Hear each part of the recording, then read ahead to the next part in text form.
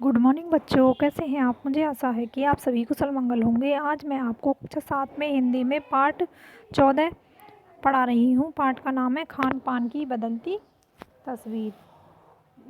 तो इस पाठ का मैं आपको सार बताऊंगी, तो सभी बच्चे ध्यानपूर्वक सुनेंगे। इस पाठ में बताया गया है कि जिस तरीके से हमारी संस्कृति में बड़ा बदलाव आ रहा है, तो हमारे खान पान में भी काफ़ी बदलाव आ रहा है। प्रस्तुत पाठ में हमारे खान पान की संस्कृति में आए परिवर्तन का वर्णन है कि किस तरह नई नई खाद्य वस्तुएं स्थानीय व्यंजनों में पकवानों में शामिल होकर अपनी उपयोगिता बढ़ाती जा रही हैं। खान पान की संस्कृति में बदलाव। तेज़ी से बदलती इस दुनिया में जब सब कुछ बदल रहा है, तो हमारा खान पान उससे प्रभावित हुए बिना कैसे रह सकता है। दक्षिण भारतीय खाद्य पदार्थ इडली, डोसा, बड़ा सांभर अब उत्तर भारत के शहर में आसानी से मिल सकते हैं। उत्तर भारतीय रोटी दाल साग अब पूरे देश में कहीं भी मिल सकते हैं। बड़े शहरों में फास्ट फूड का प्रचलन बढ़ता ही जा रहा है। चाइनीज नूडल से लोग भली भांति परिचित हो चुके हैं। 2 मिनट्स नूडल से हम सभी परिचित हो चुके हैं। आलू चिप्स घरों में देखा जा सकता है। गुजराती ढोकला अब गुजरात तक ही सीमित नहीं रहा। बंगाली मिठाइयाँ अब कई राज्यों में खरीदी जा सकती हैं। जैसे कि बंगाली मिठाइयाँ पहले बंगाल में ही मिलती थी, बंगाल में ही बनाई जाती थी, लेकिन अब कई राज्यों ने उन्हें अपना लिया है, जो वहाँ भी बंगाली मिठाइयाँ बनाई जाती हैं। तो इसी तरीके से दूसरे राज्य के शहरों के व्यंजनों को कई राज्यों ने अपना लिया है और अपने व्यंजनों को वो कम ही अपना रहे हैं,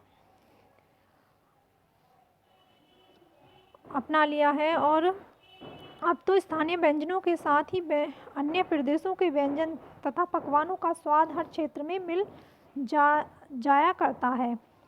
नई पीढ़ी पर बदलती संस्कृति का प्रभाव।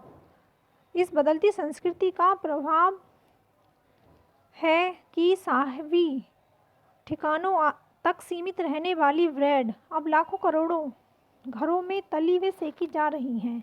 इस बदलती संस्कृति से युवा पीढ़ी सर्वाधिक प्रभावित हुई है। युवा पीढ़ी तो पहले ही स्थानीय व्यंजनों के बारे में कम जानती थी,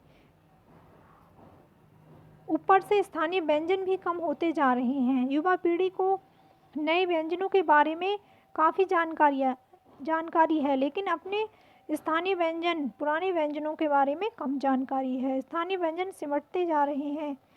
जानकारों का कहना है कि मथुरा के पेड़ों, आगरा के पेठे की गुणवत्ता पर भी असर पड़ा है। लोगों को अब इतनी फुर्सत नहीं रही कि वो अपने जो पुराने व्यंजन हैं जिसमें काफ़ी समय लगता था, वो उन्हें बना सकें।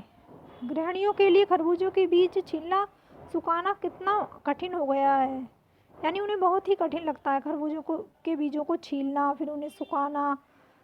अब वो उन्हें छोड़कर नए व्यंजनों को अपनाती हैं, जिससे कि उन्हें उसमें कम समय लगे और जल्दी व्यंजन तैयार हो जाए।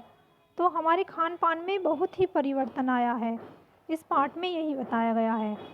तो मुझे आशा है कि यह पाठ आपको समझ में आया होगा। आज इस पाठ को पढ़ेंगे सभी। आज के लिए इतना ही। धन्यवाद।